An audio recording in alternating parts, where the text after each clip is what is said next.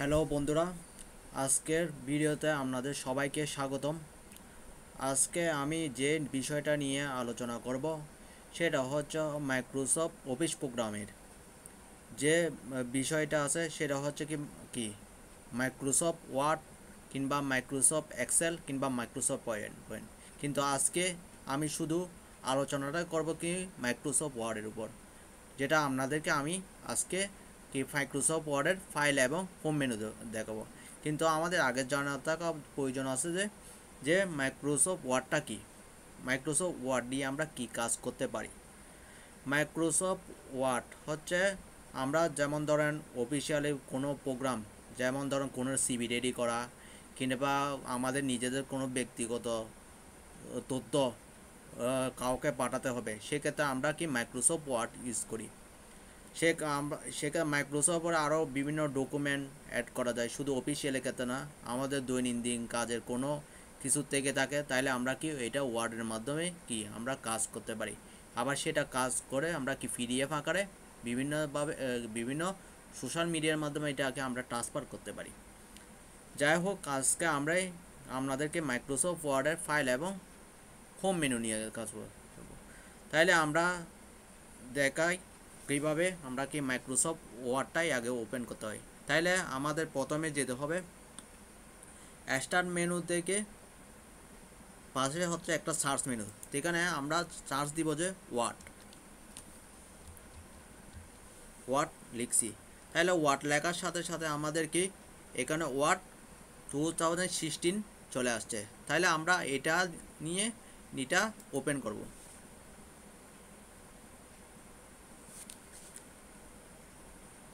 এই দেখতে পাচ্ছেন আমাদের মধ্যে অনেকগুলো পেজ এখানে দেখা যাচ্ছে, অনেক ডিজাইনের। কিন্তু আমাদের যখন আমরা কোনো একটা কাজ করতে যাব এই ডিজাইনগুলো তেমন বেশি জরুরি না, কিন্তু আমাদের কাজটা হতে হবে যে একটা ব্ল্যাঙ্ক ডকুমেন্ট নিয়ে।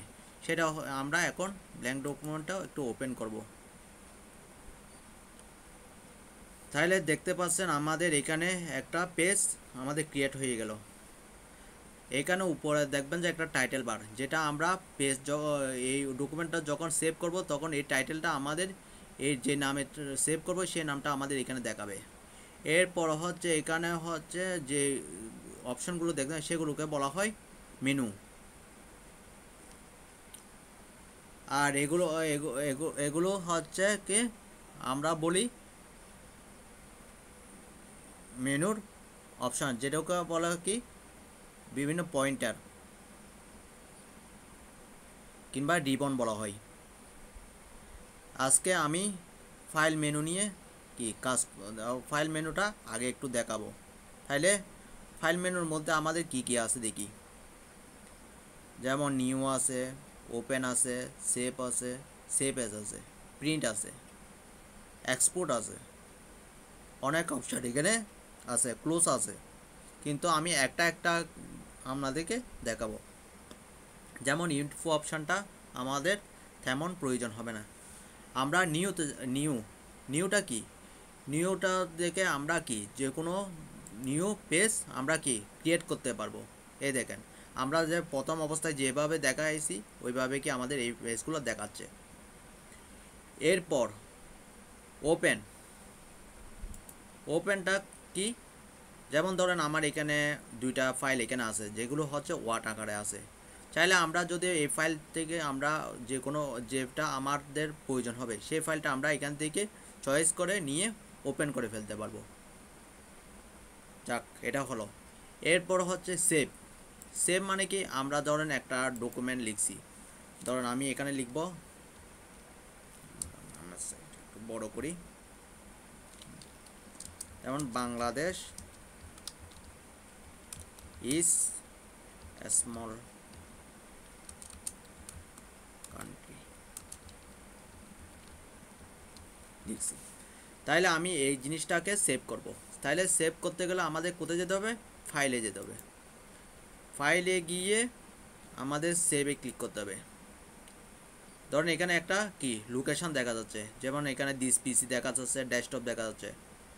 কিন্তু আমরা আমাদের নিজেদের ইচ্ছা মতো গিয়েই আমরা লোকেশন পেজটা সেভ করে রাখবো। যেমন আমি প্রথমে যাব দিস পিসিতে, দিস পিসিতে ডাবল ক্লিক করব। দেখা যাচ্ছে এখানে আমাদের অনেকগুলো অপশান দেখা যায়, এগুলো সবগুলো হচ্ছে লোকেশন। আপনার ইচ্ছা মতো আপনি লোকেশন চয়েস করে কি আপনি রাখতে পারবেন। যেমন ধরেন এখানে একটা নাম দিতে হবে, এরপর ধরেন আমি এটা ডাউনলোডে সেভ করব, তাহলে ডাউনলোডে গিয়ে আমি কি করব, একটা এখানে ফাইলের নাম দিব, কারণ আমরা ফাইলের নাম না দিলে এটা কি এটা সেভ হবে না। ধরেন এটাকে আমরা বাংলাদেশ দিচ্ছি, তাহলে এটা এরপরে কি লিগার শেষ হয়ে গেলে আমরা এখানে সেভ দিয়ে দিব।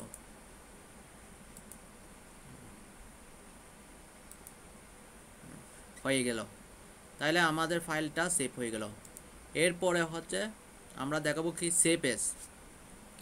সেভ এজটা কি করে, এটা পুরোটাই কি সেভ এর মতোই, কিন্তু অনেকটা একটু হালকা ভিন্ন হচ্ছে। যেটা হচ্ছে আমরা সেভে হচ্ছে একবারেই সেভ করতে পারবো, কিন্তু সেভ এজ হলে আগে আমরা একই ফাইল ভিন্ন ভিন্ন নামে কি সেভ করতে পারবো। এই দেখেন আমাকে সেভের মতো একই অপশান দেখা যাচ্ছে, কিন্তু এখন চাইলে আমরা কি যে কোনো জায়গায় কি এটা আবার অন্য নাম দিয়ে কি সেভ করে ফেলতে পারবো, বুঝা গেল। তারপর এরপর হচ্ছে কি আমাদের প্রিন্ট অপশন। ধরুন আমাদের পেজটা তৈরি হয়ে গেছে, এখন আমাদের বের করতে হবে, তাইলে আমাদের কি করতে হবে, প্রিন্ট অপশনে যেতে হবে। তাহলে প্রিন্ট অপশনের আমাদের একটা শর্টকাটও আছে, সেটা হচ্ছে কন্ট্রোল পি। কন্ট্রোল পি দিলে আমরা ওইটা কি প্রিন্ট করতে পারবো। তাইলে আমরা এই কাজ প্রিন্টটা কেমনে করব, এই যে কন্ট্রোল পি দিব, কিংবা এখান থেকে ফাইল থেকে প্রিন্টে যাব। প্রিন্টে যাওয়ার পর এই যে এখানে প্রিন্ট অপশন আছে, এটা দিয়ে আমরা প্রিন্ট করব।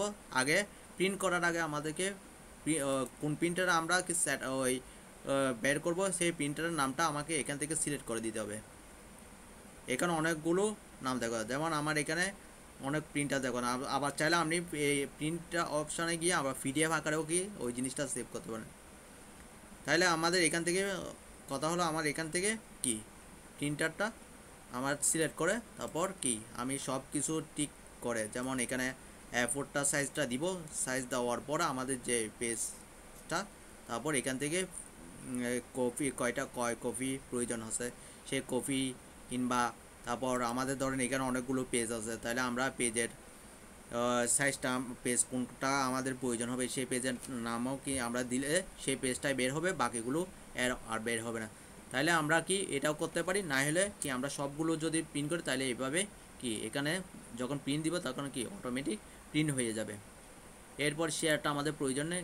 এক্সপোর্ট, এক্সপোর্ট বলতে কি আমরা এটা থেকে কি এই জিনিসটাকে আমরা পিডিএফ আকারে কেউ সেভ করে রাখতে পারি। ধরেন আমি এখন একটা পিডিএফ আকারে সেভ, ধরেন আমাদের বাংলাদেশের নামটা আছে, তাহলে আমি এটা এই লোকেশনে গিয়ে আমরা একটি পিডিএফ আকারে সেভ করব। এখান থেকে গিয়ে ধরেন পিডিএফ আকারে এখন সেভ করতে পারি, কারণ আমি পাবলিশ দিলাম। এখন আমার জিনিসটা কি পিডিএফ আকারে সেভ হয়ে গেল।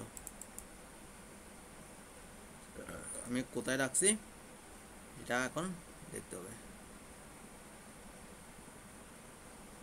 এই দেখেন আমি ডাউনলোডে সেভ করলাম, এই যে বাংলাদেশ দেখা যাচ্ছে। তাহলে আমি এটাকে ডাবল ক্লিক দিব,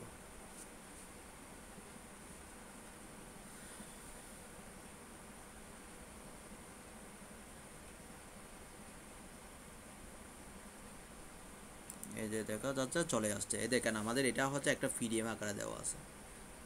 আমরা এভাবে কি পিডিএফ করে রাখতে পারি। যাই হোক, আমাদের পিডিএফ এরপরে আমাদের আর কি অপশান আছে দেখিনি। এটা হচ্ছে ক্লোজ, আমরা চাইলে এই পেজটা কি ক্লোজ করে দিতে পারি।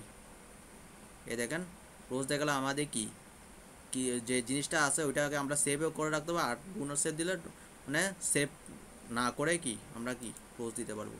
এই দেখেন চলে গেছে। তাইলে আমরা ওইটা ফাইলের কাজ আমরা দেখলাম। হ্যাঁ, এখন আমাদের পরের অপশান হচ্ছে হোম মেনু। হোম মেনুতে আমরা কি কি দেখতে পাচ্ছি, প্রথমে আমরা এইদিকে দেখলে যেমন কার্ডের কপি, ফরম্যাট প্রিন্টার, ক্লিকবোর্ড, ফেস্ট। প্রথমে আমরা একটা একটা দেখে যাই। প্রথমে হচ্ছে কার্ড। কার্ড মানে কি আমাদের যেমন এই জিনিসটা আছে, এই জিনিসটা আমাদের এখান থেকে অন্য জায়গায় নিয়ে যেতে হবে। তাহলে কীভাবে করতে হবে, এটা সিলেক্ট করতে হবে। সিলেক্ট করতে গেলে কি আমাদের প্রথমে কার্সরটা রেখে লেফট বাটন চেপে ধরে সিলেক্ট করতে হবে। তাহলে আমি এটাতে কি করব, তখন এটা আমি কি হিডেন থেকে অন হয়ে গেল। এখন কাট করব, এই দেখেন কাট করছি, এখন চলে গেছে। এখন ধরেন আমি এই জিনিসটা নিচে দিব, নিচে একটু নিয়ে গিয়ে আমি কি এই ফার্স্টের কাজটাও কি একসাথে দেখাচ্ছি, যেটা হচ্ছে কন্ট্রোল বি। সেজন্য কি আমি কি করব, এটা যখন ক্লিক করব এই জায়গার মধ্যে এই জিনিসটা চলে আসছে, দেখা যাচ্ছে এখন। যাই হোক, আমি কাটও দেখলাম, ফেস্টও দেবে। কাটের শর্ট হচ্ছে কন্ট্রোল এক্স, অবশ্যই মনে রাখবেন কাটের শর্টকাট হচ্ছে কন্ট্রোল এক্স, আর ফেস্টের হচ্ছে কন্ট্রোল বি। মাউস নিয়ে গেলে আমাদের শর্টকাটটা দেখা যাচ্ছে। এখন এরপর হচ্ছে কপি। কপিটা কি, কপি মানে কি আমরা যে লাইনটা এখন কপি করব সেটা এইখানেও থাকবে, আর যে জায়গায় আমরা রাখতে চাচ্ছি সে জায়গায় আমরা কি ফেস করে করে কি রাখতে পারবো। যেমন আমি এটা কপি করলাম, কপি করলে আমার জিনিসটা এখানে থেকে যাবে, কিন্তু যাবে না, কিন্তু অন্য জায়গায় ওইটা কি আমরা কি রাখতে পারবো। এই দেখেন আমি ফেস দিচ্ছি, এটা বারবার বারবার কি হয়ে যাচ্ছে। তাহলে আমরা কপি দেখলাম, কপির শর্টকাট হচ্ছে কি কন্ট্রোল সি। এরপর হচ্ছে ফরম্যাট পয়েন্টার। তাহলে ফরম্যাট পয়েন্টারের কাজ কি দেখেন, ধরেন আমি এই জিনিসটাকে একটু কি কালারিং করে নিই, ধরেন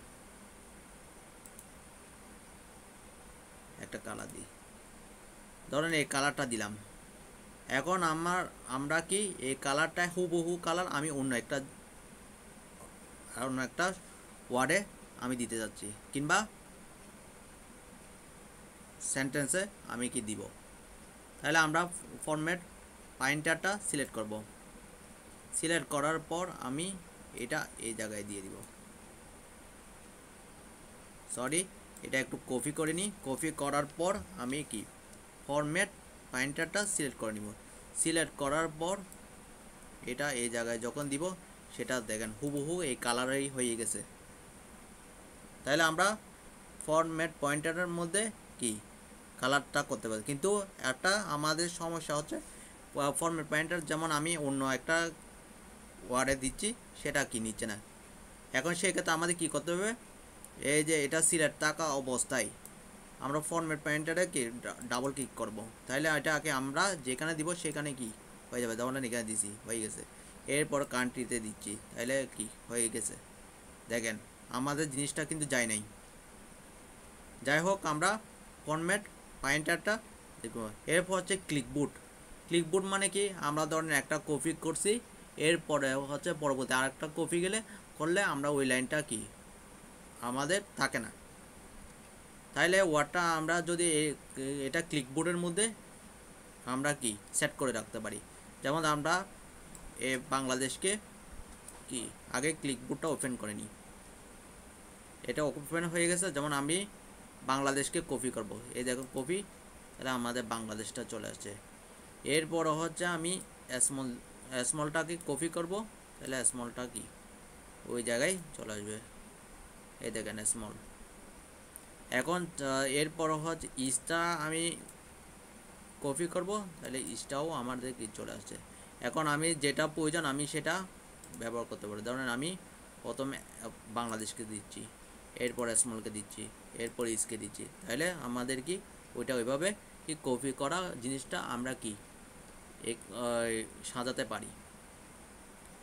এরপর হচ্ছে আমাদের ফন্ট। যেমন আমাদের এই ফন্টটা আমার ক্ষেত্রে ভালো লাগতেছে না, তাহলে আমরা কি করতে পারি, আমরা একটা ফন্ট কি নিজেদের ইচ্ছা মতো ফন্ট নিতে পারি। ধরেন এখানে অনেকগুলো ফন্ট আছে, এই দেখেন আমাদের বিভিন্ন আকৃতির ফন্ট আমাদের এখানে দেখা যাচ্ছে, দেখেন ভিন্ন ভিন্ন ফন্টে। তাহলে আমরা এটা ফন্টটা নিতে পারি। এখন ফন্টের পাশে কি আমরা কি ফন্ট বড় ছোটো করব, তাহলে আমাদের এই জিনিসটা হচ্ছে 35। তাহলে আমরা এটা চাইলে কি আমি এখান থেকে যে কোনো সাইজের নিতে পারি ফন্টের সাইজটা, কারণ আমি ওই 26 দিচ্ছি, তাহলে 26-এ আমাকে ফন্টটা কনভার্ট হয়ে গেল। এরপর হচ্ছে আমাদের কি ফন্টের বোল্ড করব। বোল্ড করার শর্টকাট হচ্ছে কি কন্ট্রোল বি। তাহলে আমরা বোল্ড করলে লেখার সাইজটা একটু মোটা হয়ে যাবে, ধরুন আমি এখানে বোল্ড দিলাম, তাহলে আমার লেখার সাইজটা একটু কি মোটা হয়ে গেল। এরপর হচ্ছে এর পাশে আছে যে কি ইটালিক। ইটালিক মানে কি লেখাটাকে টেক্সটটাকে একটু বাঁকা টাইপের করবে হালকা, কারণ আমি এটাকে দিলাম সিলেক্ট করে ইটালিক দিলাম, তাহলে এটাকে একটু বাঁকা, তাই কারণ ওই সাধারণ লেখার চাইতে এটা একটু হালকা একটু বাঁকা টাইপের। তারপর এটাতে যেমন আন্ডারলাইন করবো এখন। এরপর হচ্ছে আন্ডারলাইন, যেটা শর্টকাট হচ্ছে কন্ট্রোল ইউ। ধরুন আমি এটাকে সিলেক্ট করলাম, এখানে আন্ডারলাইনটা দিলাম। এখানে বিভিন্ন রকমের আপনি আন্ডারলাইন আমাদের মাঝে আছে, যেমন ধরেন এখানে বিভিন্ন ডিজাইনের আমরা যেটা পছন্দ সেটা আপনি কি দিতে পারবেন। যাই হোক আমাদের এটা শেষ। এরপর হচ্ছে কি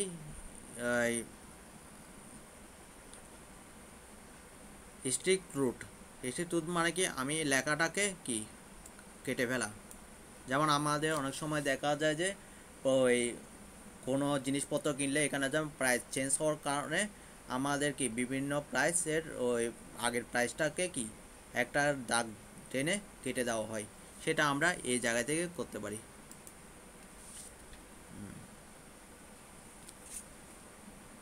তাহলে আমরা এটা বুঝলাম।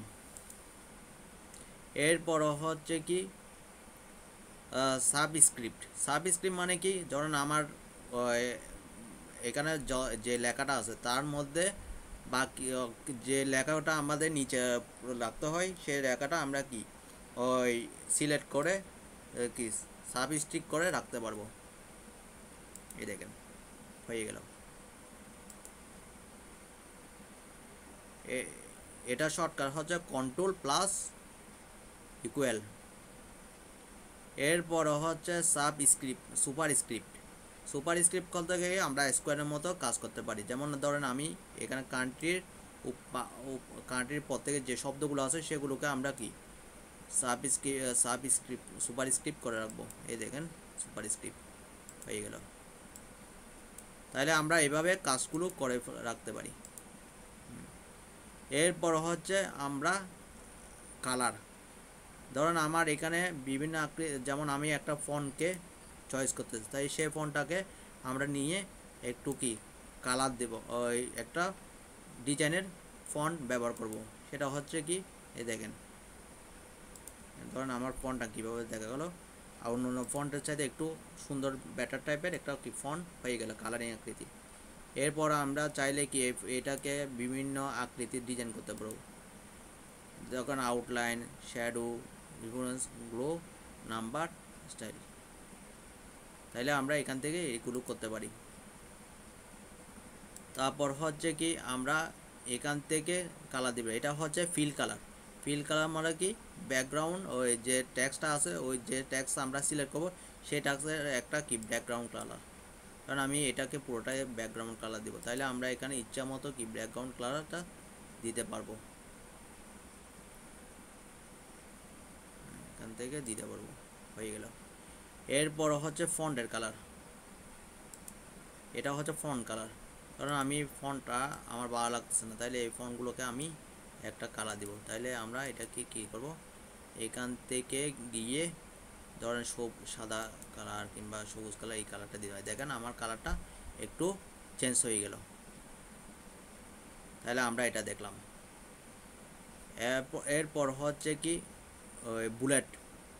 ধরেন আমরা অনেক সময় দেখা যায় যে কোনো কিছু ধাপের মধ্যে আমরা বুলেট পয়েন্ট ইউজ করি, তাহলে আমরা এখান থেকে কি বুলেট পয়েন্ট দিতে পারবো। যেমন আমরা যতটুকু লেখা সিলেক্ট করবো সেগুলোতে আমরা বুলেট পয়েন্টটা দিব।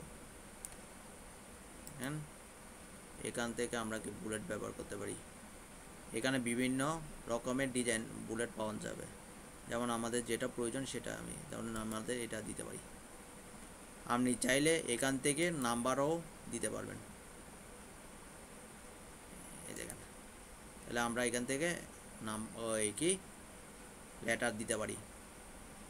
এরপর হচ্ছে আমরা কি লেফটের কাজ দেখব, কিভাবে একটা লেখাকে লেফট রাইট। আগে আমরা রাইটের কাজটা দেখি। ধরেন আমার লেখাটা একটু লেফটে আছে, আমি চাচ্ছি ওইটাকে রাইটে নিয়ে যাব, তাহলে এখান থেকে রাইট অপশানটা দিলে আমাদের কি লেখাটা একটু রাইটে চলে গেছে। এখন মিডলে দিতে চাইলে মিডলে যাবে, আর লেফটে দিতে চাইলে লেফটে যাবে। লেফটের শর্টকাট হচ্ছে আমরা কি কন্ট্রোল এল, মনে রাখবেন কন্ট্রোল এল। আর আমরা মাঝখানে আনতে চাইলে তাহলে কি কন্ট্রোল ই, এই যে এখানে নিয়ে আসলে সেন্টারে নিয়ে যেতে পারবো কন্ট্রোল ই, এটাকে সেন্টার বলা হয়। আর রাইটের জন্য কন্ট্রোল আর। আর এটা দেখতে পাচ্ছেন এটা হচ্ছে জাস্টিফাই। আমরা কি অনেকগুলো যেমন প্যারাগ্রাফ আছে, এই প্যারাগ্রাফকে আমরা সবগুলো লাইন সমান থাকে না, সেই ক্ষেত্রে আমরা সবগুলোকে সিলেক্ট করে একই লাইনে একই সমান করে লাইনটা কি জাস্টিফাই করে ফেলতে পারি।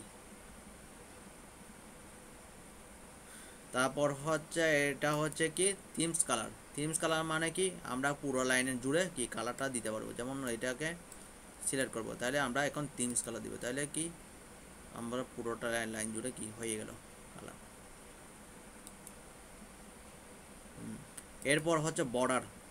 আমরা চাইলে এখানে প্রত্যেক লাইনের ক্ষেত্রেও বর্ডার কি দিতে পারি, এখান থেকে আমরা বর্ডার সিলেক্ট করে বর্ডার দিতে পারি। এই দেখেন বর্ডার হয়ে গেল। ওকে বন্ধুরা, আজকে আমরা তাইলে এই কাজগুলো আমরা কি ফাইল এবং হোম মেনুর কাজ আজকে দেখলাম। পরবর্তী আমরা অন্য একটা মেনু নিয়ে আপনাদের সাথে আলোচনা করব। আজকের মতো কি আমরা এখানে শেষ করছি। সবাইকে আসসালামু আলাইকুম।